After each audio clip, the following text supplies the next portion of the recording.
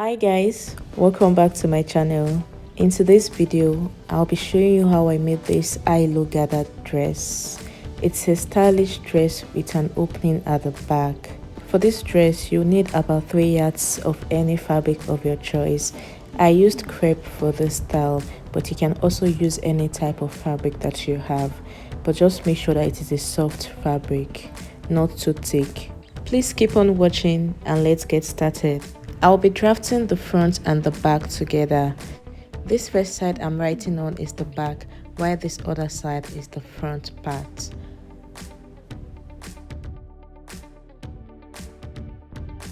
So I have the shoulder line, the chest line, the bust line and the waist line. And for the back pattern, I have the shoulder line, the chest line and the waist line. Shoulder to the chest line is 9 inches and shoulder to the waistline is 16 inches. For the front, shoulder to the chest line is 9 inches, shoulder to the bust line is 11 inches, and shoulder to the waistline is 18 inches. The difference between the front and the back length is 2 inches, and that is what we'll be taking in as the bust dart in the front pattern. I am marking the shoulder measurements divided by 2 plus 0.5 inch seam allowance. I marked it on the shoulder line and also on the chest line, and I will connect with a straight line. I am marking a neck depth of 1 inch and a neck width of 3.5. Note that I will still be altering this neck later, but for the shoulder slant I came down by 1 inch and I connected it into the neckline. So I'll be repeating the same process for the back pattern. I'm going to mark my shoulder measurements divided by 2 plus 0.5 inch seam allowance. I'll mark it on the shoulder line and also on the chest line, and I'll connect with a straight line. I'll go ahead now and use the neck width of 3.5 and a neck depth of 1 inch, and I'll connect with a curve. I'll come down by 1 inch for the shoulder slant and I'll connect it with a straight line into the neckline. You will notice on the back pattern that there is no zip allowance. That is because we won't be adding any zip to the upper part of this dress. From the waistline, I came in by 0.75 and I connected with a straight line to somewhere around the chest line. This is because our back is not straight. Now I'll go in with the bust measurements divided by 4. I'll mark it on the chest line and I'll divide what I have left from the shoulder slant, and I'll get the midpoint. I'll connect those 3 points together to form the armhole.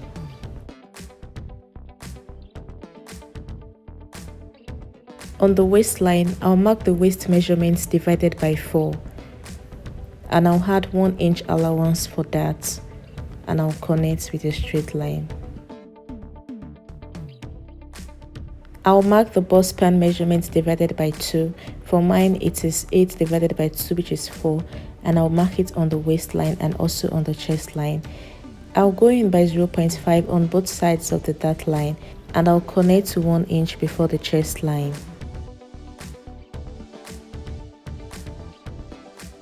Moving to the front pattern now, I'll go ahead and mark the bust measurements divided by 4. I'll go up by 3 inches from the chest line and I'll come out by 0.75 from that 3 inches mark. I'll connect those 3 points together to form the armhole.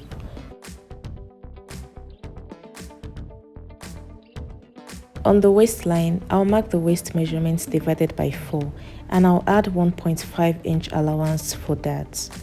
I'll connect with a straight line. Next, I'll mark the bust span measurements divided by 2. I'll mark it on the waistline and also on the bust line, and I'll connect with a straight line. I'll go out by 0.75 on both sides of the dart line and I'll connect to the bust points.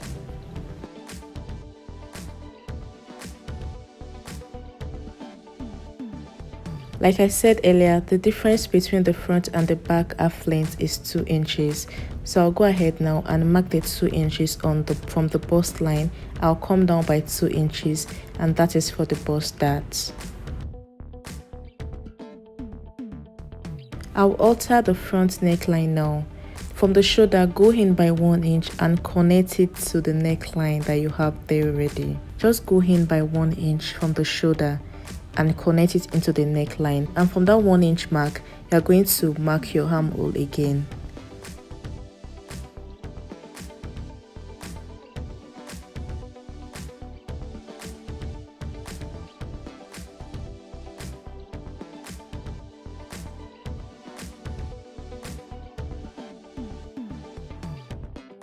I'll cut the front pattern first. After cutting the front, I am going to cut out the back because we are still going to alter the back pattern. For this front piece, close in your darts the way you see me doing and mark it so that you don't have any shortage at the side. So just close your dart and mark it like so and cut out.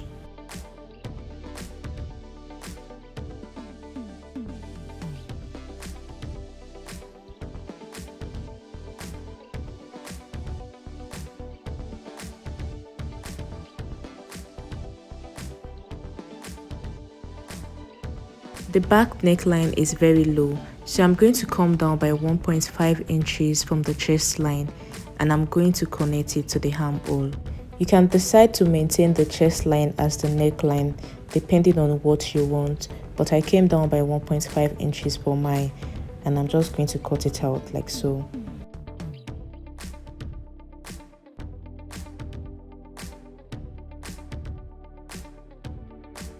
Please take note of the length of the yoke we cut out because that is what we'll be using to calculate the length of the strip that will be attached to the back.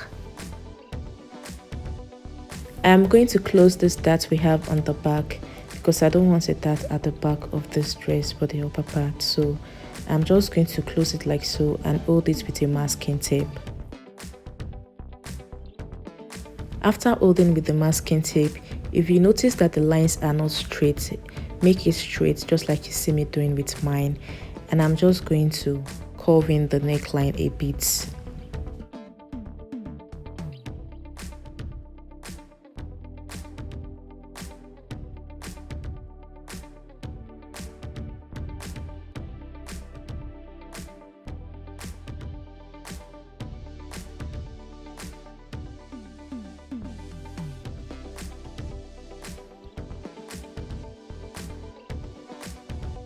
Please label your pattern just like I'm doing with mine.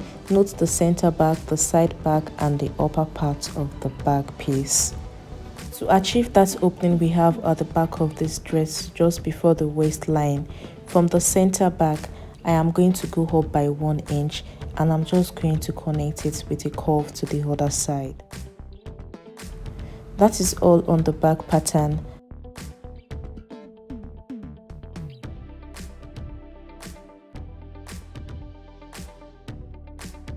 Just a quick one to show you that after closing the bust dart, the side of both the front and the back pattern is going to match up. Moving on to draft the skirt part of this dress, I have the waistline, the hip line and the full length, and this is the front pattern. The length I used for this skirt part is 21 inches and my paper is on fold. So I'm going to go in with the waist measurements divided by 4. On the hip line, I'll go in with the hip measurements divided by 4. And on the full length, I'll deduct 1 inch from what I marked on the hip line, and that is what I'm going to impute at the full length. And I'll connect all those points with my curved ruler. I won't be adding that to this skirt pattern, so I'm just going to go ahead now and mark my 1 inch allowance all the way down. After marking, I'll cut it out.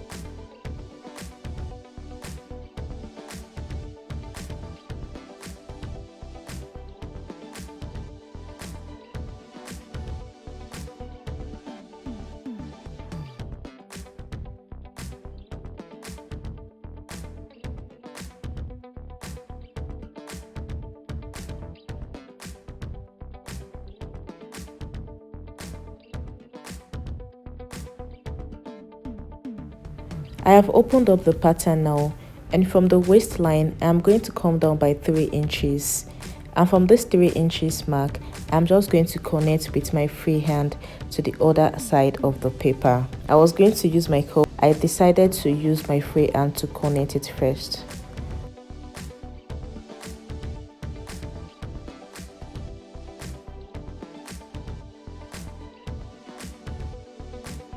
So I'm just going to go in with my marker now to make it visible.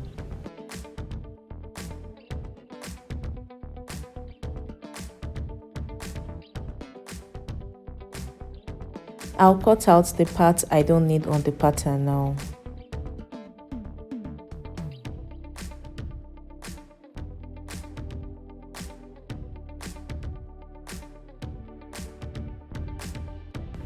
I am transferring the front pattern to fabric now, and I'm just going to add half-inch allowance to the top and bottom of this pattern while I cut out. I am not going to add any allowance to the side because we already added allowance to the pattern. I am going to separate the pattern from the fabric now because we are going to use the same pattern to cut the back piece.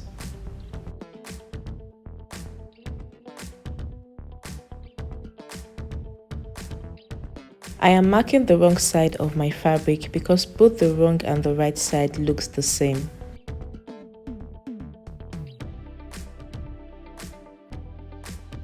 My fabric is folded into two, and the first thing I'm going to do here is to make sure to leave a space of 1.5 inch for zip allowance by the side of the fabric.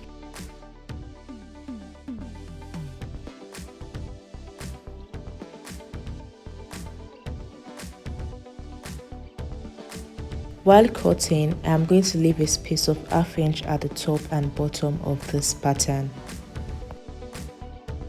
I am going to use pins to hold my zip allowance in place, and I will open up the fabric.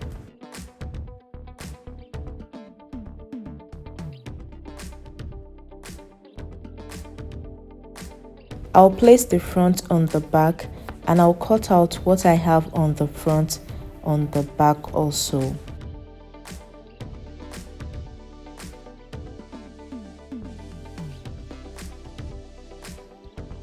I am transferring the front pattern to fabric now. I will add 1 inch allowance to the side of this pattern, and to the top and bottom I am going to add ½ inch allowance.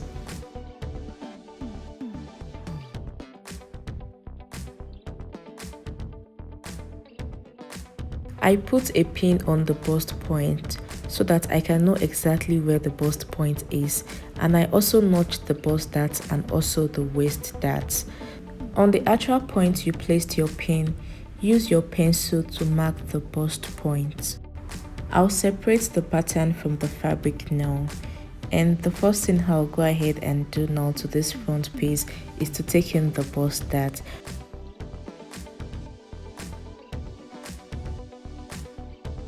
From the bust point, mark 1 inch away, that is where the waist dart will end. And also on the bust dart, mark 1 inch away from the bust point, that is where the bust dart will end.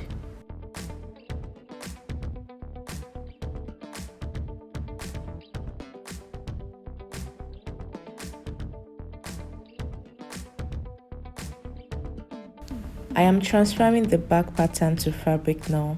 I'll add ½ inch allowance to the top and bottom of this fabric, and for the side I'm going to add 1 inch allowance, the same 1 inch allowance I added to the front pattern on the side. After adding my allowance, I'll cut it out.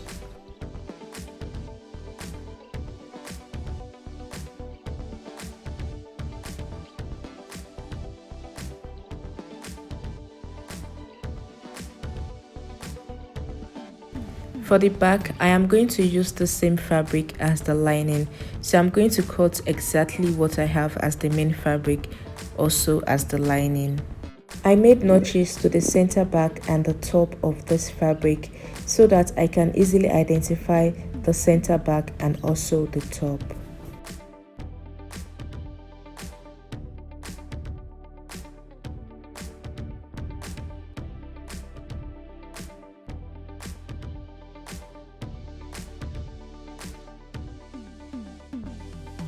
This is after I was done stitching the darts in place for the front of this dress. You can see that I have a space of 1 inch from the bust point before the waist dart and the bust dart.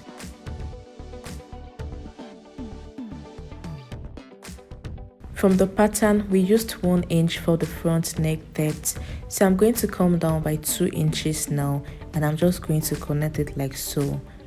So just come down by 2 inch and connect and cut out. So this will be the new neckline. The next thing I'm going to go ahead and do now is to fold in the armhole with ½ inch. I used the overlocker on the armhole, so I'm just going to fold in with ½ inch allowance. on the armhole.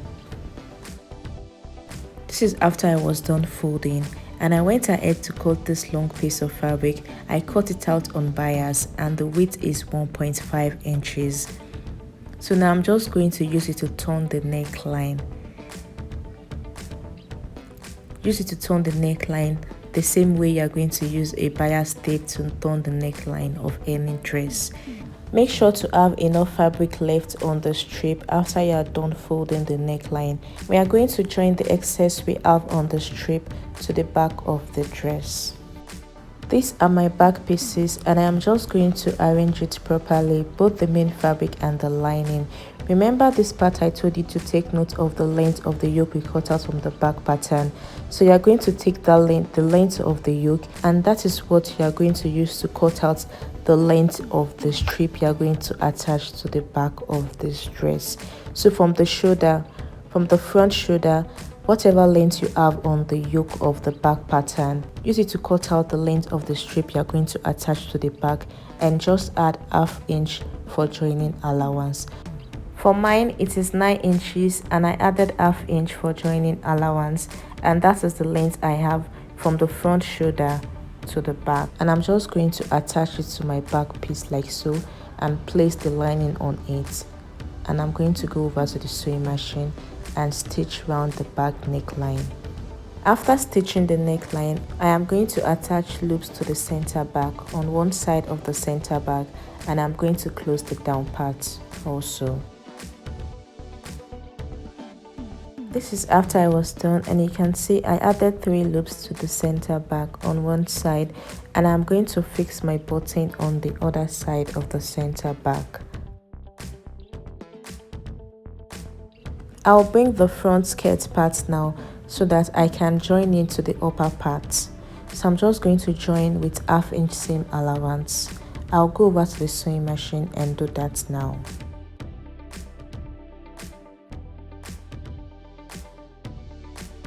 I am done joining the front part now, so let's move to the back piece. I'm just going to arrange the upper part now and bring in the down part.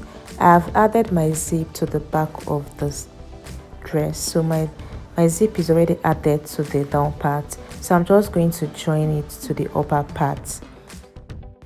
Remember that there's going to be an opening at the back of this dress, so you are going to fold in the skirt parts with ½ inch allowance, but before then we need to join the upper part to the lower part. Open up the upper part on the side by 3 inches, open it up with 3 inches and notch it just like you see me doing with mine.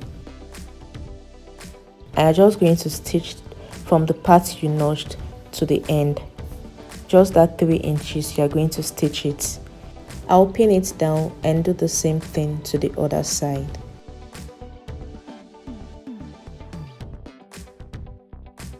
This is it after I was done joining that small part I asked you to join, the 3 inches mark I asked you to join. The rest allowance you have there, you're just going to fold with ½ inch. On the skirt part, the remaining allowance you have there, you're just going to fold it in with ½ inch. I'll go over to the sewing machine now and join the sides together with the 1 inch allowance I left on the fabric.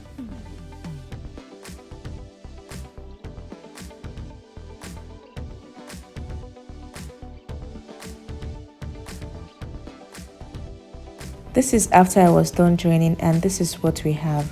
The next thing now is to attach the gathered parts to this dress. Measure out what you have on the down part of this dress, and whatever you have, you are going to multiply it by 2 to cut out the gathered parts.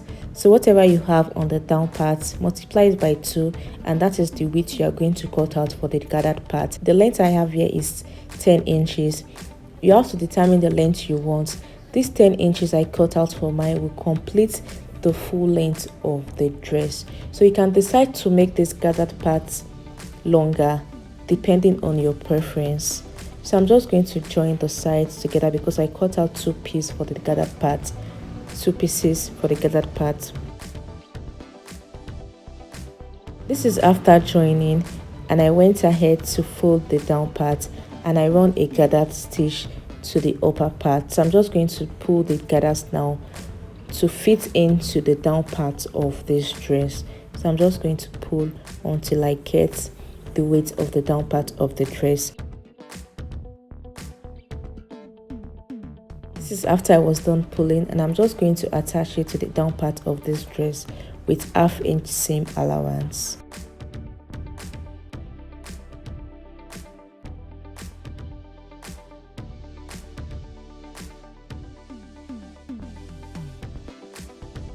Done with the dress now, and I've also fixed my buttons, and I went ahead to overlock the raw edges on the inside, and I've ironed the dress properly. Like I said earlier, if you want the gathered part to be longer than this, you just need to increase the length you are going to cut. Thank you guys for watching. I hope you enjoyed this video. Please click the like button, leave a comment, and please subscribe to my channel. Turn on your notification bell so you will get notified anytime I upload a new video. I'll see you in my next one. Bye.